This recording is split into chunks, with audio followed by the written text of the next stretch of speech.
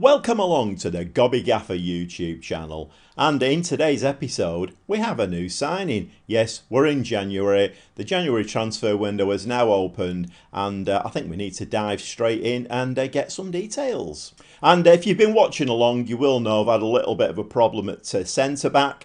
I have two great centre backs, Pavlovic and Schürrle, playing really well, good quality centre backs. But backup wise, not really got an awful lot. So I thought, right, January comes, I've got a little bit of money, I'll go in for a centre back.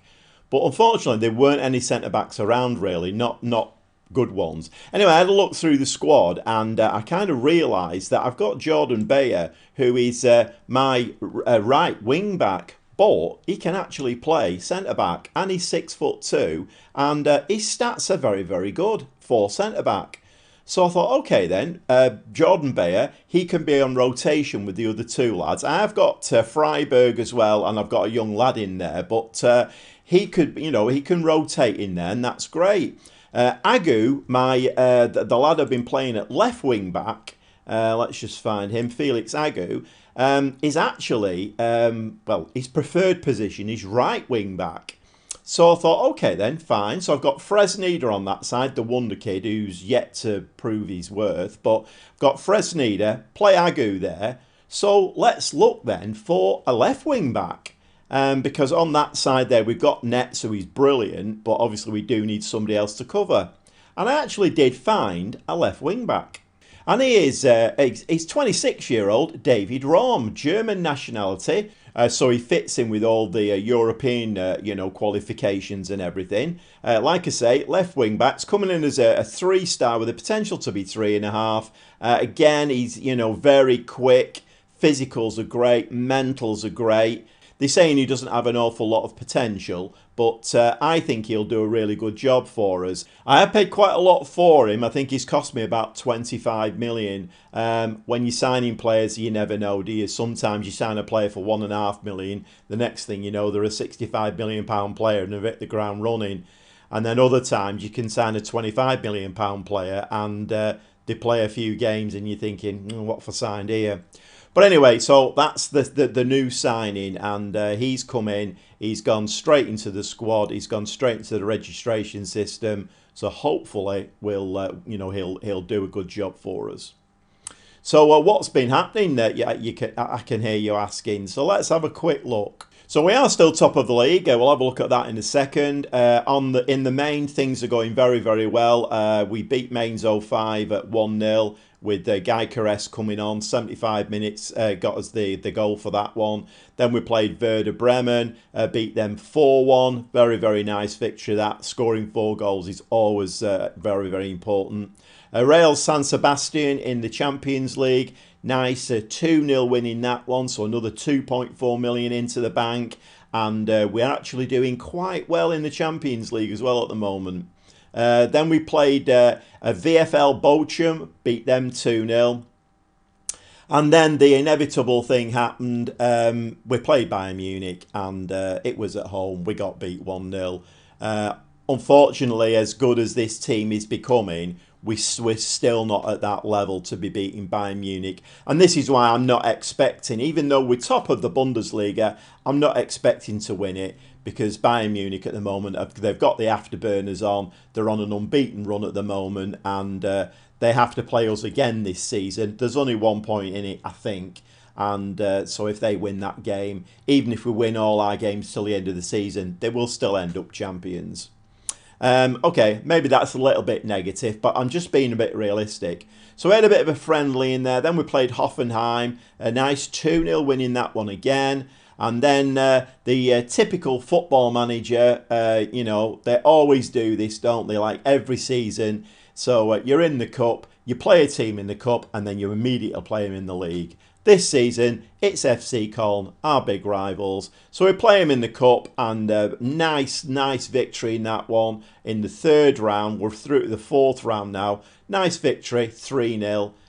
Then we played them at home again in the league and couldn't score a goal, 0-0. So not ideal. Anyway, so today we're going to watch 2 Champions League games. We're going to watch the last 2 in the group stage. So it's going to be PSG, who are top at the moment. They've played 6 games and won every single one. So I'm not expecting anything out of that one. And then we have to round it all off, we had the last game is against Ajax at home. The Schalke game in between, I'll play that one off camera. So yeah, the Bundesliga is looking like this. We are still top, having played 19 games, 44 points. Our last 5, we've won 3, lost 1, drawn 1. Bayern Munich, last 5 games have won 4, drawn 1. But they're on a real roll at the moment, and they are actually only 1 point behind us now. Dortmund are in 3rd. There is a little bit of a gap appearing now. So, hopefully that gap will stay there and we can at the very least claim 2nd place. A quick look at the Champions League then. So we've all played 6 games now, going into today's game against PSG. As you can see, they're sat there proudly on top with 18 points from 6 games. We are actually in that 8th spot at the moment, which means if we can retain that 8th spot, then we will get a bye into the knockout games, which obviously you miss a game out basically. I think the top 24, or from 9 to 24, I've explained this before, but from 9 to 24 have to play a playoff game to get into that knockout stage. If we get 1 to 8, then we go straight into the knockout stage and miss that game out. So that is obviously the preferred route. But we are playing PSG today, and we've got Tottenham breathing down our necks. But we have actually qualified, so 1 to 24 do qualify for the knockout this next knockout stage. And rather than getting knocked out completely, because there's no dropping down to Europa and all that kind of thing anymore. So we have qualified for that anyway. So we are going to, at the very least, play a knockout game once these 8 games are played. I know, very, very complicated. Anyway, I think it's time to get stuck in, and let's watch a game. Well, actually, 2 Champions League games. So we're going to play PSG and Ajax. We'll see you in the dugout for the PSG game. Well, welcome along to today's game here in France. And the team is going to be Simon in goal, back 4 of nets, Pavlovic, Schurz and Fresneda. We have Esposito as the DLP today, 2 in the middle of Pabiga and Koku. The wingers are Mudryk and Glock, with Leonardo up front. And I am playing a little bit more cautious today, which I've not really done this season as of yet. So I played a bit of an attacking game against Bayern. Okay, we only got beat 1-0, but it didn't really work in that game. So maybe playing a little bit more defensive and trying to hit them on the counter. I don't think in a million years we'll beat PSG at this stage. But anyway, let's get into the game. And we're underway. So let's hope that the highlights that we get are not just us giving the ball away constantly. So we need to pass the ball. Whoa. We need to pass the ball to a white shirt, make it nice and crisp and clean, and let's not have any buffoonery. But I suppose inevitably the first 2 highlights are PSG coming forward. They're in the penalty area, the ball's in the back of the net. That's taken, 7 minutes, and we're 1-0 down already. So not ideal. I don't want to watch a highlight from or replay of their goal. That's a bit disgusting. So I'm going to give the lads a little bit of an encouraging shout, and we do get a highlight. Can we throw this to a white shirt? Yes, we can, but it actually goes nowhere. And this match engine, it drives me absolutely mad. Okay, so we do pick the ball up with nets. Right, can we do some nice crisp passing now? Pass it to a white shirt. Get it into the box, and can we have a meaningful shot that goes on target? I know it's PSG, and I know the AI are going to want to do us, and I don't know what's happened there. Was it flagged offside? Yeah, so we didn't get the meaningful shot that I wanted. PSG have already had they've had 2 shots and scored 1 of them. Well, we're coming up to the half-hour mark. We're still losing 1-0, and I don't know whether to maybe go a little bit more balanced. Let's give them a bit of a demand more. The ball in the box there with PSG, and Rice fires the ball past the post, and we do get away with that one. Looks as though it was flagged offside though. So it's still 1-0. And the pattern of play here, I mean, we have had 6 shots in the game, but PSG have had over double that, and they're really piling the pressure on now. But when you look at the star names that they've got in their team, one of these days, I've said it before, one of these days we'll go into one of these games as a massive underdog and we'll come out 2-1 winners. And it will happen, believe me, it will happen, but it happens very, very rarely for me. Leonardo there gives the ball away, and the referee is rummaging for his whistle, but that generally, when you give the ball away in this area of the pitch, it's always a goal. It's not scripted, but it's always a goal. But will it get disallowed? No, it's awarded. Why wouldn't it be? So just before half time, we go 2-0 down. If we just look at this again, so Leonardo had that ball there, but the AI has him giving the ball away. And Leonardo doesn't do that normally. Anyway, let's not complain about it. It's PSG. I mean, this will be their 7th game and their 7th win in the Champions League. Into the dressing room. I'm going to say you've been terrible so far. Can you please sort it out? I'm just having a quick look for any tiredness or whether we can change things a little bit. I mean, I think this is sometimes you get really brilliant examples of how silly this game can be. Marcus Leonardo having a good game, 7.10. He actually gave the ball away for their second goal. I mean, sometimes. Anyway, like I say, let's not whinge too much. Let's try and keep a smile on our face. It's PSG. The chances are they may well be the ones who will win the Champions League this season. We don't really have any ambition to do that. What it's about for us is getting the experience, getting the money in, which hopefully will give us the financial clout to go out there and sign some players like PSG have got. I mean, it's a slim chance because they've got millions to spend, haven't they? But anyway, we're playing the ball around nicely here, and we actually do find nets on that left-hand side. Unfortunately, his shot is saved by the keeper rather than going between the 2 white sticks. The keeper saves it for a chance for us. Ball is headed out there. Schürr's there, don't know what he was doing, but again gave the ball away. I did say when the game kicked off, I hope it's not going to be a game full of highlights of us just giving the ball away, and really that's exactly what's happened. Schürr's to Glock and gives the ball away again. So I'm finding Football Manager 2023, the more I play it, the more it's boring and frustrating, because you can kind of predict what's going to happen. And we will give this ball away very shortly now. We'll give the ball away again, and yep. Oh, we did end up having a shot, and Nets puts the ball into the side netting. Or is it a corner? No, it's a corner. So Koku is going to swing this ball into the near post, and Pavlovic doesn't get his head on that one. And then we do give the ball away. Nets, and that's not worthy of the highlight, obviously. So Fresneda now with the throw-in. Esposito. I think we probably do need to make some changes as we've given the ball away again. I mean, the one player in the world you don't want to give the ball away to is Mbappe. And of course, it's what I said before, if you give the ball away in that final third there, it's always a goal. And obviously this time it has been. But if you notice there, Mbappe scored. Who was the provider? Lionel Messi. Not too shabby that, is it really? Oh, actually, no, it was the other way around. Mbappe provided for Messi. Same difference, isn't it, really? So all 5 changes made now. I need to save the players' legs now for the more important for us is the Bundesliga. So anyway, we've got Nauhaus and Rodriguez have come on in midfield.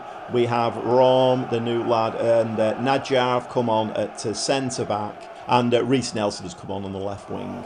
So we just need to stop this being embarrassing now. So we're going to go very defensive in this game, and I'm going to actually give them a berate because, okay, I know, fair dues, it's PSG. We're never going to win this game. But some of the, the goals that they've scored, giving the ball away, I know it's the match engine, I know it's the AI, but it's the visual thing that we see, and if that's the only representation that we get of how we played, that we basically just give the ball to a blue shirt every time. And Neymar there now. These names roll off the tongue, don't they? Mbappe, Neymar, Messi. I mean, we can't really compete, can we? So it's 4-0 now. It wouldn't at all surprise me if they don't get another one before the full-time whistle. But they've absolutely battered us. And I don't know. I'm not quite sure what to say at the end of the game. I don't know whether to berate them or whether just to say, hard lines, lads. It's not really me. I don't really like to do a hard lines, lads. I mean, shot there from Rodriguez and hits the old lady in row 25. I mean, anyway, Rodriguez with the corner, and I think we just need the referee to find his whistle and just blow it now. Put us out of our misery. Okay, what's the assistant? I'm not happy with your performance out there. So the assistant's, right, I expect to see you in training tomorrow. You don't deserve a day off. And that's how it's going to be now. I'm not going to pussyfoot around. And of course, this is the problem now. With that defeat, we've now dropped into 9th place, which means that we are guaranteed a knockout game. But it means that we do have to play that, and we're not in the top 8 anymore. And the only way now that we can do that, I mean, to be fair, Newcastle and Liverpool have not played yet. So if they get too far out of sight with a win, then potentially nothing we do against Ajax is going to make a difference. Okay, so I normally would say that no disgrace there getting beat by PSG, but I think we need to start stepping up a level now. I think the mentality of the players needs to step up a level, and it needs to match my ambition, and I'm not happy with that at all. Anyway, moving on. It's our first season in the Champions League, so, let's not get too carried away with ourselves. We have done very, very well. The teams we were expected to beat, I think we've done that mostly. Anyway, we move on to the Bundesliga next. I'm going to go and play this game off camera, and then we'll be back very shortly for that last game to see where we get positioned in the Champions League table. So we'll see you very shortly. Well, welcome back to this last Champions League game in the group stage, and we did have a 3-1 away win in our last Bundesliga game. Obviously, Bayern Munich won as well, so there's still that 1 point at the top, still that 1 point gap.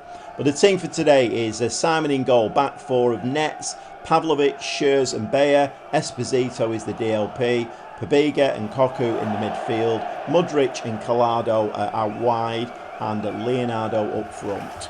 And I have gone with a more attacking strategy today, so we do open with a throw there, ball's in the back of the net. I mean, there's only 48 seconds on the clock, and Leonardo, before I can even take a breath to tell you what I've done and what's happening, the ball's in the back of the net. I mean, this is quick fire, this. Bit of a mistake there from their defender, Mudryk, slides it to Leonardo. We're 1-0 ahead. So what I was going to start to tell you was that I don't think we're going to get top 8. We've got, I think it's Newcastle in front of us now in that 8th position. Depends, if they drop points today, then potentially we could get top 8. But I don't think that's going to happen. There are 2 other teams on, I think is it 18 points we've got? There's 2 other teams in there, but they've got a better goal difference than us. So, but, this game is very, very early doors. 18 minutes on the clock. Ajax now with the ball. Little bit of possession for them. Coming down their right-hand side. And Nets there, slid in. Tried to get something on that. I mean, as you saw in the PSG game, he didn't do that in the PSG game, but normally he's very, very good on the ball. But Ajax have broke through there, and it's 1-1 now. So that very, very early lead that we had has now been wiped out, and we come back to a Bayer throw-in. Leonardo with the ball. A little bit of miscommunication there. Two of our players went for the same ball and ended up giving it away. So we don't want another game dominated by giving the ball away. We need to be a little bit crisper. And I'm not quite sure that they need to be doing this. We need to be moving the ball. Move the ball. No, you see, we've given the ball away again. Oh my word, what is this all about? Why are we constantly giving the ball away? Collado to Pabiga, ball forward to Leonardo. And Leonardo had three players on him there, very nearly lost it, but we do pick it up. Great goal again by Leonardo. The referee though has got, he's rummaging for his whistle. I've got a feeling this might be disallowed. And it has been. Back to 1-1 as you were. Everybody calm down, stop celebrating. So it's 1-1, coming up to the half-hour mark. I'm going to give them a little bit of a shout of encouragement. And we do have the ball back again. Nets, who I've just given a new contract to. Oh, by the way, I got a new contract for myself as well. 4-year contract. 35 grand a week. Not too shabby, eh? And that's a lovely goal from Collado. But again, the referee is running into the penalty area. Trying to find his whistle. He's trying to do his best to deny us this second goal. But it's been given. And for once, we don't get the goal disallowed. So Collado steps up there on the half-hour mark. And we 2-1 in the lead. And don't know whether to just drop back a little bit to positive. Just say to the lads, just be a little bit careful. Into half-time, 2-1 in the lead. I'm going to say I'm delighted with your performance so far. Keep it up. A little bit tongue-in-cheek there because we gave the ball away quite a lot. But anyway, 2-1 it is. Back on the ball. Bayer, Schurz, back to Pavlovic, Esposito, ball to Koku there. Nice little bit of footwork, but we do give the ball away. Bayer again. Ajax are actually as guilty as we are of giving that ball away. Koku, lovely ball to Collado.